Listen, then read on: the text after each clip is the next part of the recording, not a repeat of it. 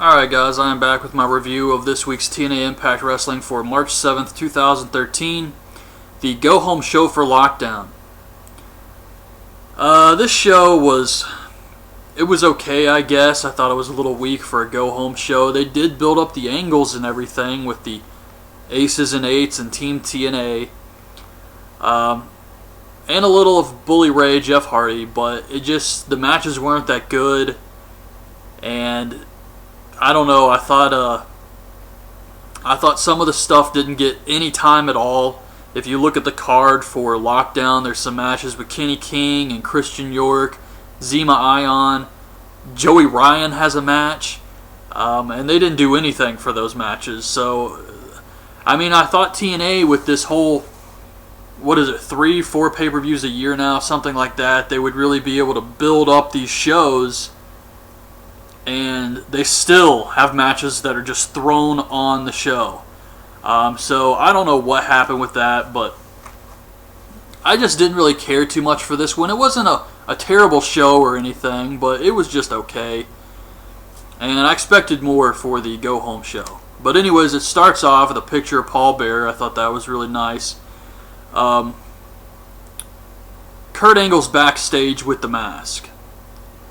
So, I guess after the Aces and Eights beat him down last week, they let him keep it. I don't know.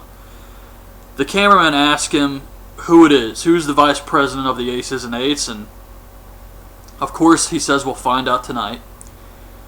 And it will send shockwaves throughout the entire company. No one is safe. So this is so important. He waited a week before he told anyone? It doesn't make any sense. It's stupid. Austin Aries comes out and challenges Jeff Hardy to a match. Hardy comes out. Aries attacks him during his entrance. Aries pretty much dominates Hardy the entire time. Hardy hits the twist of stunner and a twist of fate, but Matt Morgan runs in, kicks Hardy in the face. Matt Morgan is back on TV. You remember him. He's the guy who could bench press 1,000 pounds. So stupid. But he kicks Hardy in the face, but he's not done yet. So he takes Hardy outside and puts his head against the post. He's going to try and cave his head in. And Bully Ray runs out to save Hardy. And he's got the chain and scares Morgan off. It was alright, I guess. I'm not really sure what this means. I mean, as far as the pay-per-view goes, I expect Bully Ray to turn and join the Aces and Eights. And beat Hardy for the title. But now they throw Matt Morgan out there and they could do a Matt Morgan-Jeff Hardy feud without the title. Or Matt Morgan cost Hardy the match. Or Hardy wins and goes on to feud with Matt Morgan. They have a lot of options here with this. I'm not the biggest Matt Morgan fan, so I don't know. A feud could work with him, I guess. He's not the worst guy on the mic. He just doesn't do anything for me personally. I'm not really a big fan of his. And I don't really care to see it, but it has potential, I guess. They could do something good with it. So Sting is giving a motivational speech to Team TNA. Matt Morgan says he told Hogan he would go through his entire roster until he gets what he wants, and he's just getting started. Wes Briscoe comes out. My God, his hair. It's fucking ridiculous. I guess the positive is it's different. He doesn't look like everybody else. But I would not want to walk around like that. I don't know what this guy is thinking. He cannot look at that shit and say, I look good. It is impossible. But anyways, he puts down Kurt Angle and his gold medals. Angle comes out and says, before he reveals the vice president, he's going to beat Briscoe's ass. Al Snow, D'Lo Brown, and Simon Diamond run out to break it up like they always do. And Kurt Angle looks at D'Lo and says, it's him. It's him. And I thought this was pretty cool. I didn't know what the hell was going to happen here. And all of a sudden, Angle charges D'Lo. D'Lo kicks him in the balls. And then he punches Al Snow. Briscoe punches Simon Diamond. And I wanted to see a lowdown, but D'Lo grabs the mask and he goes outside and grabs the microphone and says he's the vice president of the Aces and Eights. And that was pretty much it. He's revealed. I think we all expected D'Lo. I'm glad they didn't try and swerve anybody, or because a lot of people had already heard this rumor, maybe TNA would go in a different direction. I'm glad they didn't do that. Just stick with what you have planned and just let the storyline play out. Don't try and bring in any swerves because it always fails. So it is D'Lo Brown. Maybe he'll come back with a chest protector. That would be awesome. But D'Lo's backstage with the Aces and Eights and asks Sting if he can trust Team TNA like he trusts the Aces and Eights. Aces and Eights forever, dog. Sting versus Devon for the man advantage at Lockdown. It's a best of 3. So this is the first match. Whoever gets the 2 out of 3 gets the extra guy at Lockdown. Of course the Hills win this. During the match, a fan throws a drink in Sting's face, allowing Devon to beat him with the big boot. Gail Kim tells Velvet Sky she's going to beat her for the title, and Velvet slaps her. Danny Davis becomes the new gut check judge since Taz has turned heel. And they have to eliminate either Ivelisse or Lady Tapa because they can only have one person out there for gut check.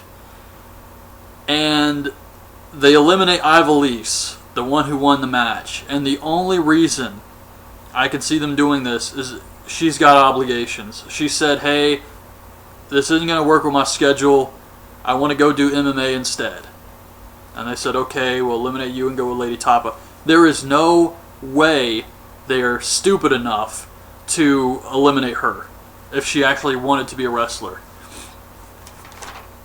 If she wanted to be a wrestler, they should not only let her go over and gut check, but put her on TV immediately, I think. So I'm sure there was some behind-the-scenes stuff with Ivelisse not wanting to do it. Chavo, Hernandez, and Velvet versus Gale, Daniels, and Kazarian. Hernandez dives on Daniels and Kazarian, and Chavo's on the outside with them. Gale hits Eat Defeat on Velvet for the win. Sting is pissed off backstage. He wants to know if he can trust Magnus. We get another AJ Styles video. This one was incredibly short. The cameraman finds AJ at a bar or something, and AJ runs out and says he told him to leave, throws him back in their car, and that was it. Samoa Joe and Magnus versus Garrett and Doc. Fans chant, "You can't wrestle at Garrett." And watching this match, I was actually thinking it would kind of be cool to see a Wade Barrett Magnus tag team in WWE. I know WWE is going around scooping up all these indie guys, but I think they're kind of missing the boat on Magnus and some of these other TNA guys. Because TNA also has some really talented wrestlers. I know they have contracts and everything they have to wait out. But they have some guys that are young, like Magnus, who's 26, I believe, who they could really do a lot with, who have a lot of potential. So I don't know why they haven't really looked into him. Anyways, Joe and Magnus hit the old tag team move they used to do, the Snapmare Elbow combo for the win. Kenny King says he will do whatever it takes to keep his title. Eric Young gets serious and tells Sting he's always stepped up. But Sting gives the last match to Storm and tells Eric Young he's his wild card, bitches.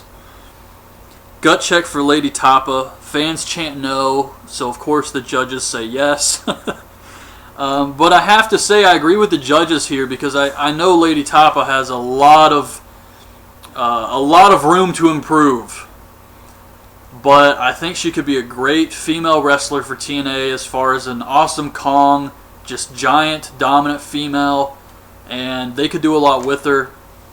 She definitely has potential. And she's different. Robbie E. cuts a promo on Rob Terry for their match at Lockdown. James Storm versus Anderson. During Storm's entrance, I have no idea what this was. Maybe I'm the only one that noticed it. But during Storm's entrance, there's a thing that popped up on the bottom of the screen that said, courtesy of International Chiropractors Association Symposium. What did this mean? Why was this out there?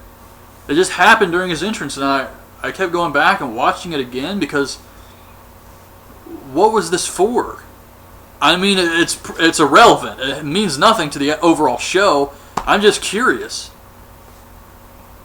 So Storm gets ready for the super kick, and the Aces come out. Then Team TNA comes out, and while Storm's distracted, Anderson hits the mic check for the win, so the Aces and Eights get the man advantage. Bully Ray and Brooke come out. Jeff Hardy comes out. Bully says he's proud of Hardy for beating his demons, and he says he has to beat Hardy to prove to be proud of himself. Hulk comes out. He says the small company became a good little company.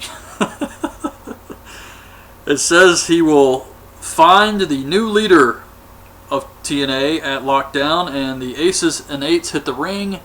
So Team TNA runs out and hits the ring. They all start brawling with each other. It's just another way to try to pop a rating because they got kind of a tiny increase in the rating last time they ended the show with a big brawl. So I'm sure that's what they were trying to do here, is pop a rating a little bit, but I'm sure it didn't do anything.